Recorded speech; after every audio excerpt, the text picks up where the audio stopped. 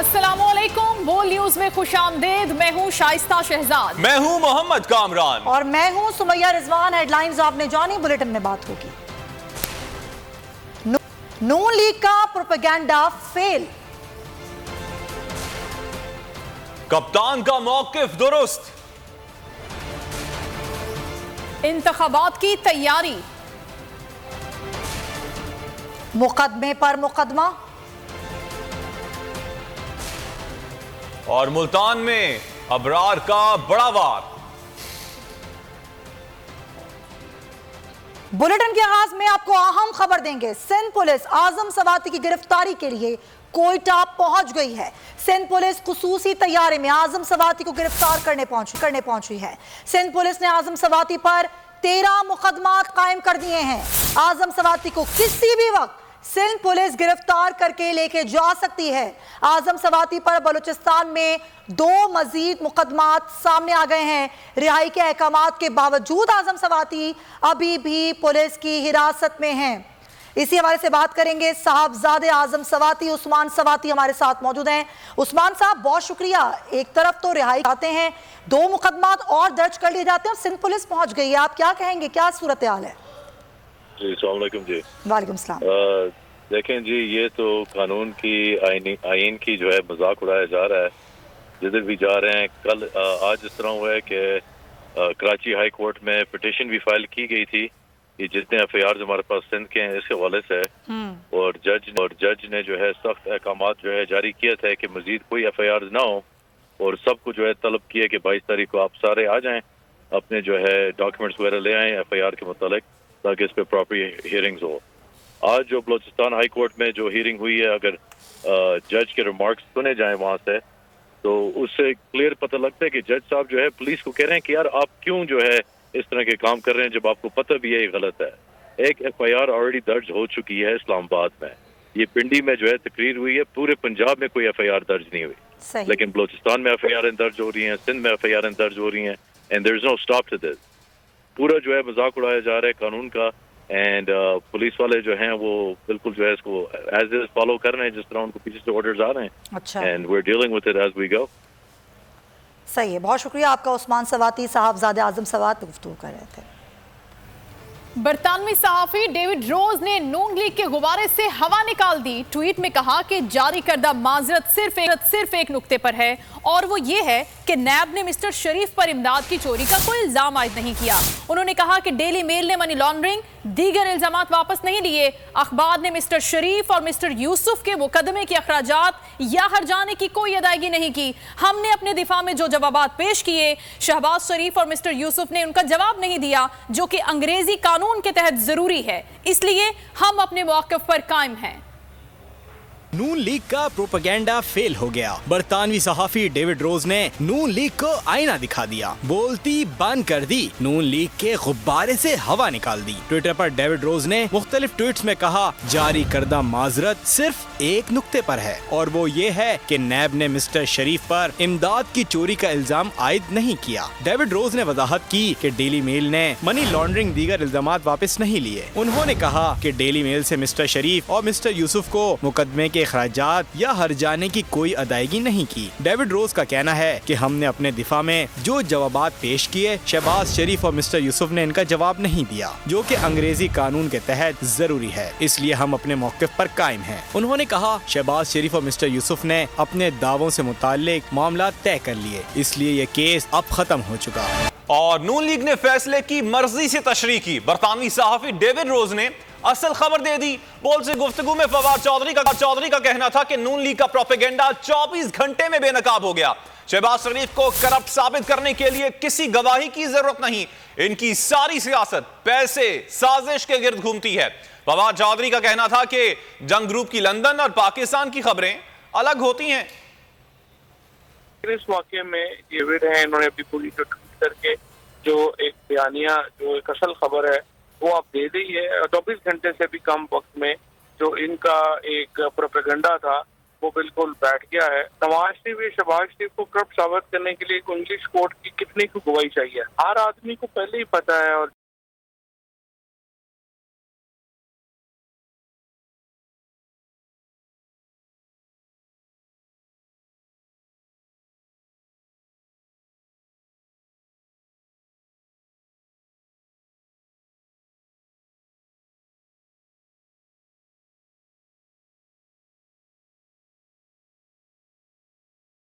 एहतसाब पंजाब मुसद्दिक अब्बासी कहते हैं कि डेली मेल ने पूरे आर्टिकल पर मुआफी नहीं मांगी। जलजला जदगान के पैसे के गलत इस्तेमाल का इल्जाम खत्म हो गया, उनको उल्टा अदालत का खर्चा भरना पड़ा। बोर्ड से गुफ्तगू में मुसद्दिक अब्बासी ने कहा कि एक इल्जाम वापस होने पर डेली मेल की जानिब से मुआवजत की गई। मुसद्दिक अब्बासी का मजीद कहना था कि उन्होंने 13 दिसंबर को डेली मेल के बयान पर अपना जवाब जमा कराना था, लेकिन जवाब जमा नहीं कराया गया। अगर इनके पास जवाब होता तो ये जमा कराते। सारे आर्टिकल में जो एक जो एलिगेशन 2005 में अर्थक्वेक के दौरान जो पैसा मिला था यूके का, वो इन्होंने मिस अप्रोप्रिएट किया, वो एलिगेशन खत्म हो गई। और ये नहीं है कि पूरे आर्टिकल पे उन्होंने माफी मांगी है। डेली मेल ने कहा कि हम आपसे नैब का जो एक ये एलिगेशन है इस पे हम आपसे अपॉलॉजी कर देते हैं। 13 दिसंबर वाज द डेट जिसमें इन्होंने अपना डिफेंस देना था अगेंस्ट द डेली मेल। जवाब इन्होंने जमा नहीं किया। ये देखिए केस किसने किया था, केस और क्लेम जो है शहबाज शरीफ ने शुरू किया था और इन्होंने केस को वापस ले लिया। ना तो इनको डैमेजेस मिले, अगर इनको डैमेजेस मिलते ना तो मिलियन ऑफ पाउंड्स में मिलते, और ना ही इनको कोर्ट का खर्चा मिला बल्कि इनको उल्टा कोर्ट का खर्चा भरना। मुल्क में चोर आकर बैठ गए, इन्हें चोरी का लाइसेंस दे दिया गया। नैब कानून में तरमीम के बाद व्हाइट कॉलर क्राइम पकड़ना नामुमकिन हो गया। इमरान खान ने एक बार फिर करप्ट माफिया को आड़े हाथों लिया। मुल्क में गुर्बत की वजह अशराफिया की करप्शन को करार दिया। कहा कानून की हुक्मरानी तक मुल्क तरक्की नहीं कर सकता, ताकतवर को कानून के नीचे लाने के बाद ही करप्शन कंट्रोल होती है। उनका कहना था कि गरीब ममालिक का सबसे बड़ा मसला ज़र मुबादला के ज़खायर की कमी है। व्हाइट कॉलर क्राइम पकड़ने के लिए कवानीन नहीं, चीन और दीगर ममालिक ने कानून की हुक्मरानी की वजह से तरक्की की।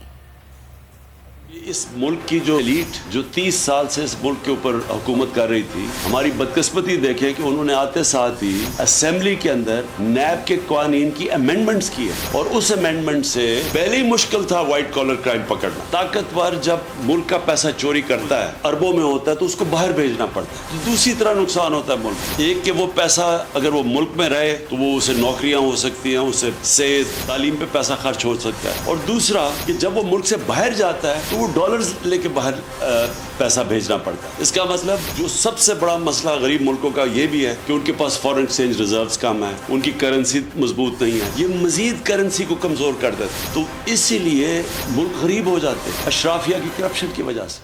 30 साल हुकूमत करने वाले कहते हैं धेले की करप्शन नहीं की, इन्होंने सिर्फ अपने आप को ही देखा। वजीर आला पंजाब परवेज इलाही कहते हैं इमरान खान ने अवाम में शऊर पैदा कर दिया है। हाल जाल बिछाने वालों को अब कोई मछली भी नजर नहीं आएगी। एहतसाब से मुताल्लिक कुछ कवानीन पर नजरसानी की जरूरत है। एहतसाब के कवानीन में कमी है तो असेंबली से पूरी करेंगे। कुछ दावों पे बैठे हैं, कुछ दाव लगे हैं, कुछ जाल बिछा के बैठे हैं, लेकिन अब आपको कोई मछली भी नज़र नहीं आएगी क्योंकि अवेयरनेस बहुत हुई है इस हवाले से। हमारे कायद इमरान खान साहब ने इतनी अवेयरनेस कर दी है ना, अब तो ये बाहर जाते हैं ना किसी ग्रोसरी स्टोर पे, कहते हैं वो चोर वो सामान छोड़ के नाश जाता है। अगर कानून में कमी है तो वहाँ इंशाल्लाह हम पूरी करेंगे। अगर अदालती निज़ाम के हवाले से तो कुछ चीज़ें चाहिए तो वो भी हम करने को तैयार हैं। हमारे जो कायद हैं इमरान खान साहब चेयरमैन है तहरीक इंसाफ के, उन्होंने बताई हैं चीज़ें। इंशाअल्लाह ताला उसकी रोशनी में हम ऐसे लॉज भी आगे बहुत सारे लेके आए हैं, हर जगह लेके आए हैं। रिफॉर्म्स का एक पूरा एजेंडा है हमारा। खुद इत्साफी निज़ाम का लाना समझना, ये हर एक को दीन का हिस्सा बनाना पड़ेगा। नाज़रीन, मुल्क में करप्शन को टॉप गियर लग गया। मौजूदा हुकूमत में हर जानिब बदउनवानी का बाजार गर्म है। रिश्वत का नासूर मुल्क की जड़ों को खोखला करने लगा। ट्रांसपेरेंसी इंटरनेशनल की रिपोर्ट ने हिलाकर रख दिया। सर्वे के मुताबिक पुलिस करप्शन में नंबर 1 है। टेंडरिंग और ठेकेदारी करप्शन का दूसरा नंबर है। अदलिया फहरिस्त में तीसरे नंबर। महकमा तालीम चौथा करप्ट तरीन इदारा है। ये है शहबाज की सरकार, जहां हर जानिब है लूट का राज। नैब के हाथ पांव बांध दिए गए, फाइलें धड़ाधड़ बंद होने लगी। बदउनवानी का नासूर नस नस में सरायत करने लगा। ट्रांसपेरेंसी इंटरनेशनल की रिपोर्ट ने हिलाकर रख दिया। सर्वे के मुताबिक पुलिस करप्शन में नंबर 1 है, जहां खिलाओ पिलाओ ते गुल मुकाओ पॉलिसी उरूज पर है। टेंडरिंग और ठेकेदारी करप्शन की बहती गंगा में हाथ धोने वालों में दूसरे नंबर पर हैं। अदलिया फहरिस्त में तीसरे नंबर पर। महकमा तालीम का चौथा नंबर। 40% अवाम का मानना है कि सड़कों की तामीर और मरम्मत चाय पानी के बगैर नहीं होती। काम नहीं कर रहे हैं तो फिर तो करप्ट तो है। इसमें अच्छी भी है, बुरी भी है, सब है। मेरे हिसाब से ये बहुत ज़्यादा करप्ट इंसान है। यहाँ पर पुलिस जो है आपको जो है सहूलत देने की बजाय जहमत देते हैं। और 28% लोग कहते हैं बिजली की मुसलसल फरहमी के लिए भी रिश्वत का करंट लाजमी है। 17% अफराद के मुताबिक साफ पानी चाहिए तो राशि अफसरान की प्याज बुझाना जरूरी है। 70% लोगों का शिकवा है सैलाब फंड्स और इमदाद तक दुरुस्त तकसीम नहीं हुई। सर्वे का एक एक लफ्ज न सिर्फ मुल्क की तबाहाली की दास्तान सुना रहा है बल्कि चीख चीख कर तबाही की वजूहात भी बता रहा है। करप्शन से बचेगा पाकिस्तान तभी तो तरक्की करेगा पाकिस्तान। ये ऐसा ख्वाब है जिसकी ताबीर मौजूदा सेटअप में तो मुमकिन नजर नहीं आती। और तैयारा हाईजैकिंग और मॉडल टाउन कत्ल-ओ-गारत समेत करप्शन के 5 बड़े रेफरेंसेस में नामजद वजीर आजम पाकिस्तान शहबाज शरीफ करप्शन के खिलाफ ही भाषण दे गए। कहा मुआशरती इक़दार का जवाल किसी भी मुआशरे में करप्शन की शरह में इजाफे का बाइस बनता है। तैयारा हाईजैकिंग और गद्दारी के मुकदमात, सब्जाजार मावराए अदालत कत्ल, मॉडल टाउन खून रेजी, Saaf Pani corruption, Ashiana housing, Ramzan sugar mill, Hudaibiya paper mill, आमदन से जायद तसासा, अचब करप्शन की गजब दास्तान और करप्शन के खिलाफ ही बयान। वज़ीर आज़म शहबाज शरीफ क़यामत की निशानियों से एक निशान दे गए। इंसदाद बदनवानी के दिन करप्शन मुकदमात में अदालतों को मतलूब खुद करप्शन के खिलाफ भाषण दे गए। लगभग 10 के करीब करप्शन रेफरेंसेस में इंक्वायरी का सामना करने वाले शहबाज शरीफ ने अहम दिन पर कहा किसी भी मुल्क की तरक्की और खुशहाली में करप्शन बड़ी रुकावट है। घड़ी पर घड़ी घड़ी शोर मचाने वाले शहबाज शरीफ ने मजीद कहा सियासत में करप्शन को इंतकाम का जरिया बनाने के रिवाज को खत्म करना होगा। और नाज़रीन, इंसदाद बदउनवानी का आलमी दिन आज मनाया जा रहा है, लेकिन पाकिस्तान में क्या हो रहा है? बोल इन्वेस्टिगेशन सेल फिर हकाइक अवाम के सामने ले आया। मौजूदा हुकूमत ने नैब कानून की हालिया तरमीम के जरिए बदउनवानी को कानूनी तहफ़्फ़ुज़ फराहम किया।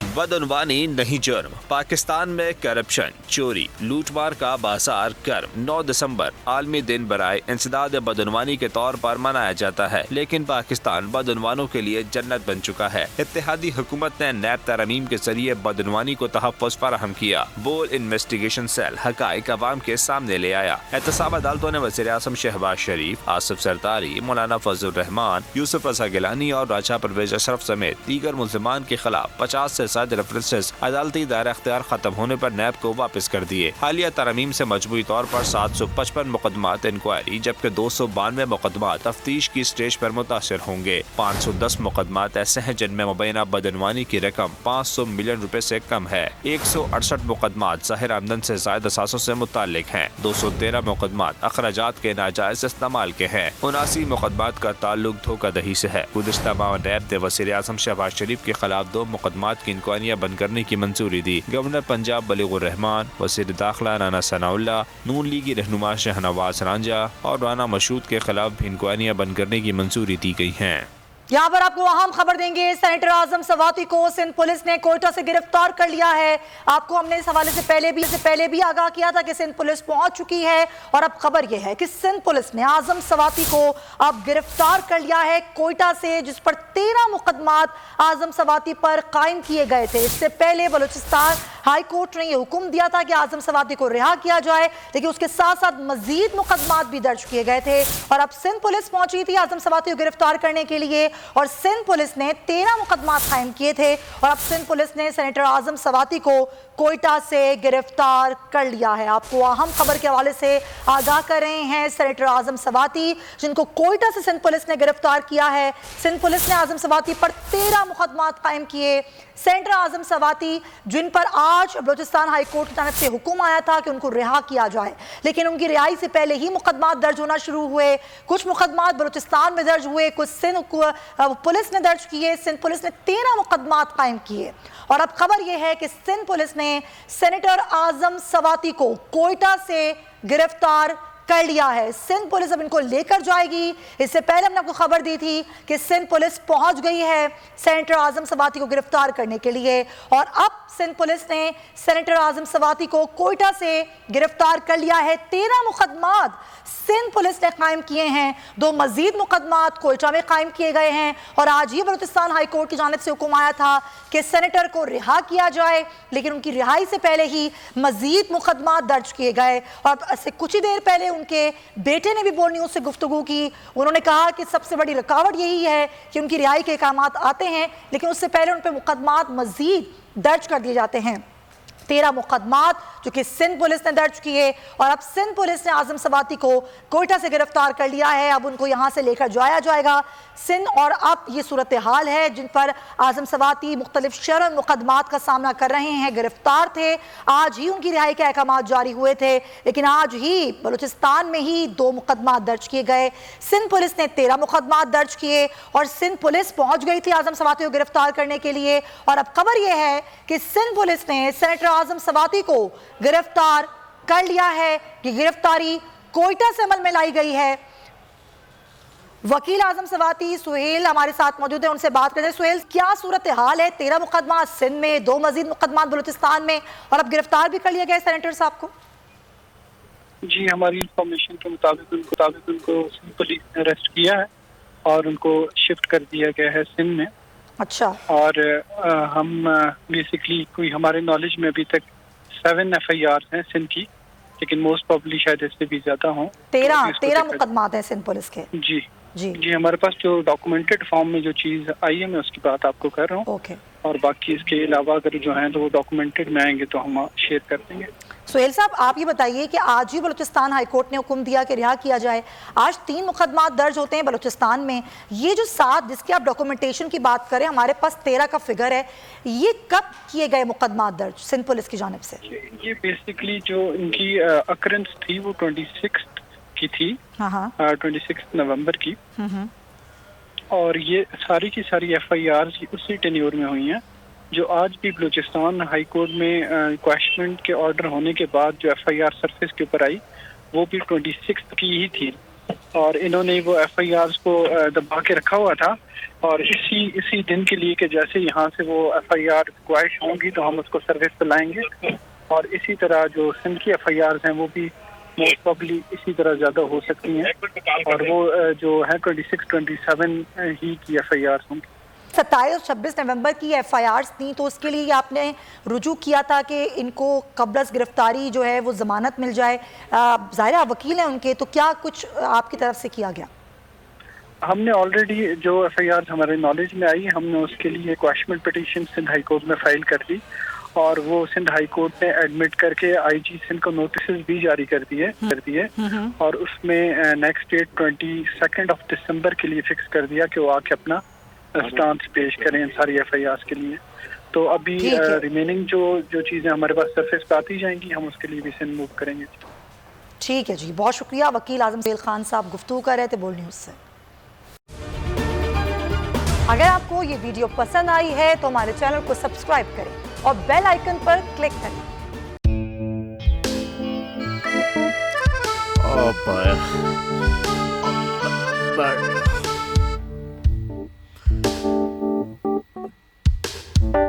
इंतशार से निकलने का वाहिद हल इंतखाबात हैं। हकीकी आज़ादी मार्च आज रवा। हम आयन के मुताबिक अगर आप उसको ये रिपोर्ट दे दें तो मैं आपको अपनी 4 सीटें दे दूंगा। मौलाना खान साहब, वो जो रिपोर्ट हमें दे दे और वो जो नीली पीली चैनल है वो लगाए। जाओ शबाज, हम ऐसा टीवी देखते ही नहीं जिसका रिमोट हमारे हाथ में न हो। और यहाँ पे कोई 2 नंबरी नहीं चलेगी। और हम कोई गुलाम है जो आप रिमोट मांगे हम दे दें? Absolutely not. यहाँ पे सिर्फ पाकिस्तान का नंबर 1 चैनल चलेगा, बोल, जो हकीकी सहाफत की जंग लड़ रहा है। पाकिस्तान के लिए कोई और नहीं, सिर्फ बोल खड़ा है। आप सब भी बोल देखें।